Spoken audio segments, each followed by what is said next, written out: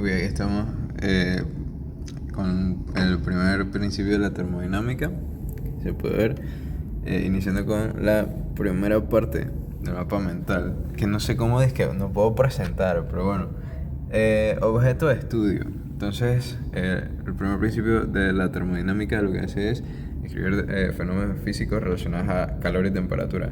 O sea, recordemos que la temperatura como tal, o sea, no es un concepto que existe, sino algo que se usa, una palabra, pues un término que se usa para describir lo que es la vibración molecular de los átomos. Y basado en eso se crea como un índice que se refiere a el calor y la temperatura. Segundo punto es la formulación, que bueno, dice, esto se descubrió o se sintetizó por medio de la razón y no por cálculos matemáticos. O sea, a lo largo de los años, a través de la observación y experimentación, se describieron estas leyes que relacionaban una variable con otra, siendo estas, por ejemplo, volumen, presión y temperatura. Y pues sí, entonces eso es que, ajá, la razón. El punto 3, la forma histórica. Veamos, aquí hubieron dos personitas muy importantes que relacionaron dos conceptos y hicieron aportes durante el siglo X y X o XIX. Entonces, como pueden ver aquí, esta persona llamada Joule en 1843 relaciona calor y trabajo mecánico, básicamente para presentar el principio de conservación de energía. O sea, ¿a qué se refiere? La energía pues, no se crea ni se destruye, sino que se conserva.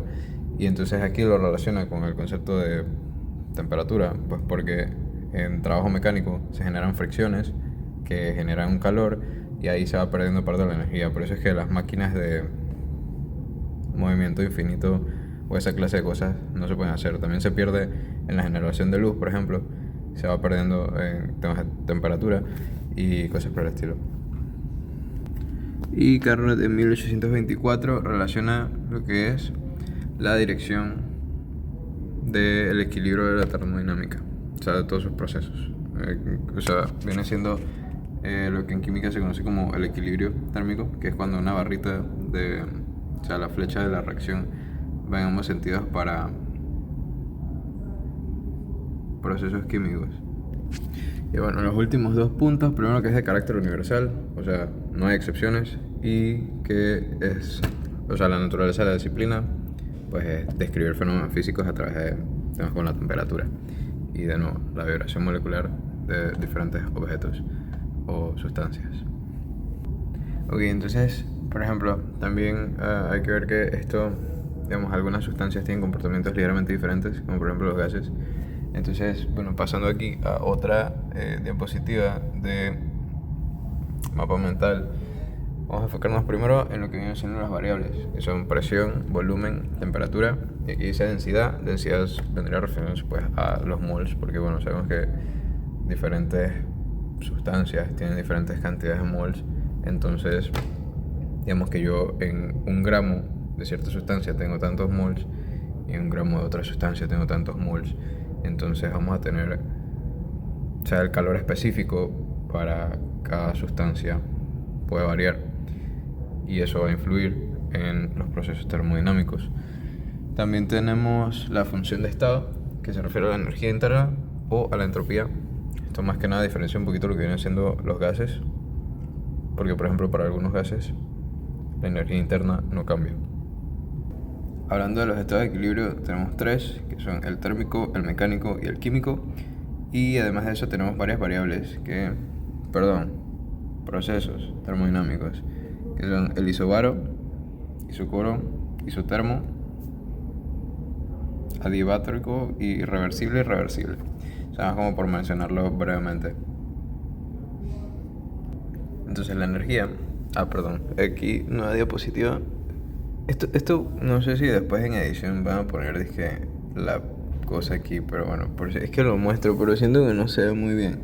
Entonces, bueno, ahora vamos a hablar de calor, capacidad calorífica, calor específico y calor latente. Primero que nada, el calor. Entonces, el calor, o sea, la temperatura es una función que se refiere como al paso del calor. Y los cuerpos como tal no tienen calor, sino que tienen energía. Entonces hay una energía que puede ser transmitida de un sistema a otro dependiendo de la diferencia de temperatura o la diferencia de energía.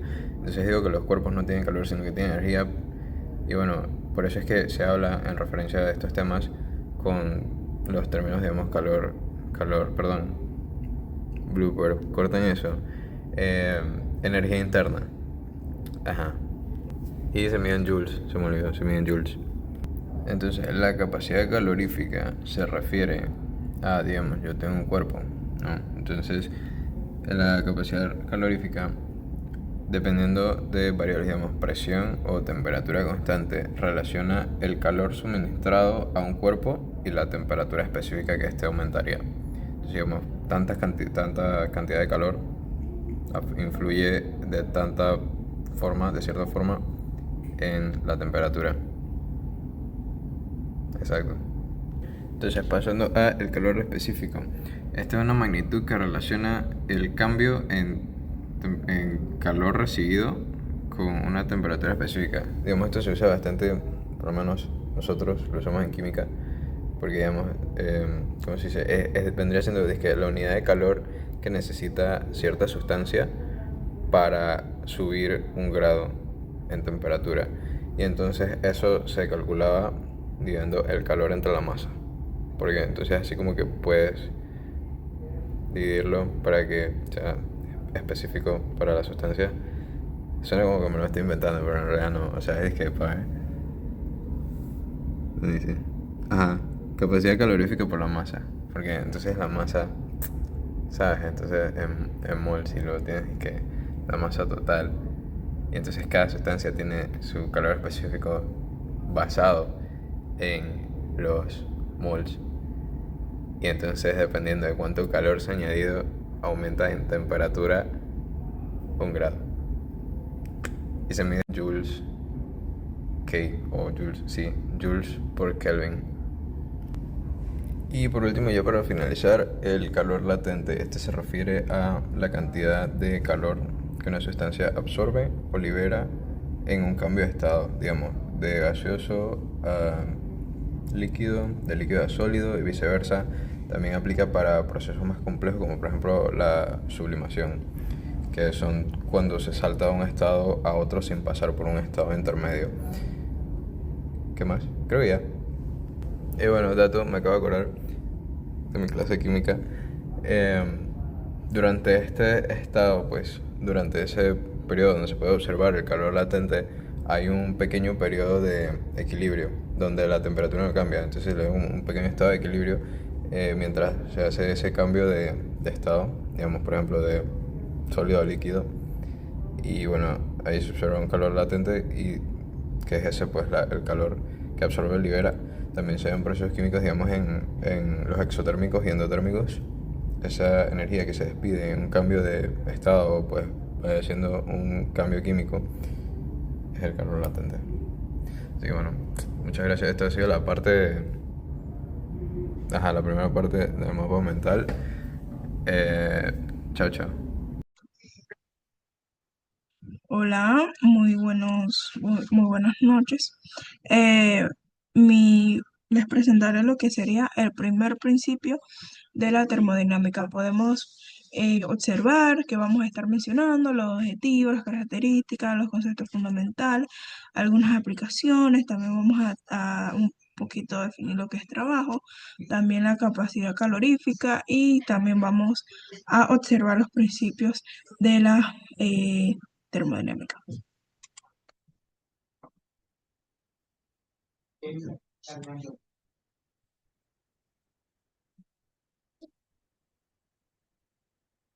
Ahora mismo, ustedes se preguntarán, ¿qué es trabajo? Bueno, trabajo es otra forma de energía transformada entre sistema y un entorno. Eh, nosotros como seres humanos, pertenecemos a una energía. Esto también nos puede suceder, digamos, cuando hay algún tipo de fricción o algo, porque somos energía. También podemos mencionar lo que es la expresión, expansión, que sería dV mayor a cero, que sería trabajo positivo, dV menor a cero sería trabajo negativo. Volumen constante sería un trabajo nulo, o sea que no sería absolutamente nada. En algunas de las características que le podemos mencionar sería que esto no es una función como un estado, eh, depende del camino recorrido que tiene eh, la energía, y también no es algo del sistema, sino que sucede entre su entorno.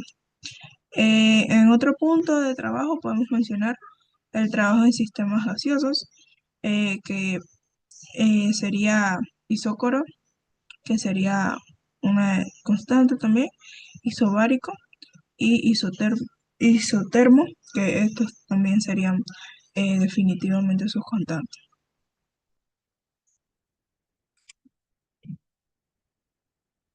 Ahora vamos a mencionar lo que es el primer principio de la termodinámica, eh, los objetivos, conceptos, capacidades, entre otros. Vamos con el primero, el primer principio de la termodinámica. Tenemos la transferencia de calor. En sus fórmulas y demás, el trabajo se representa por una W. La energía transferida eh, sería U menos W, y con eso podemos sacar la energía transferida. En el proceso podemos detallar que la diferencia de Q menos W depende solamente del estado inicial y el final. En la energía interna sería cambios de energía interna, eh, dif- eh, diferentes funciones del estado, y también en procesos interdecimales. Y también tenemos en lo que es móvil perpetuo de la primera especie, energía interna finita. Como por otro punto, vamos a mencionar algunas de las aplicaciones del primer principio. Sería el proceso isócopro, que sería un volumen constante. En el segundo podemos mencionar el proceso adiabático, que es sin calor, el proceso isobaro y otros procesos importantes. Comencemos a ver primero, que sería el de volumen constante. Este nos indica, como se muestra en la pantalla, como W igual a cero es el calor igual al cambio de la energía interna. Eh, Q mayor, eh, Q mayor el sistema de recibir calor. En el proceso de sin calor, podemos mencionar que no hay intercambio de calor. También W mayor a cero sería el sistema que se realiza en un trabajo, que sería una energía baja. W menor a cero sería una energía intermedia alta. En el proceso isobaro se caracteriza por Q y W y distintos a cero, y ambos combinan energías. Y la de gases ideales, que es la energía interna, que esta puede variar, puede subir, puede bajar o puede estar intermedia. En otros procesos importantes podemos mencionar la expansión de la ley de Joule, procesos cíclicos y trabajo total realizado, que es igual a calor neto cedido.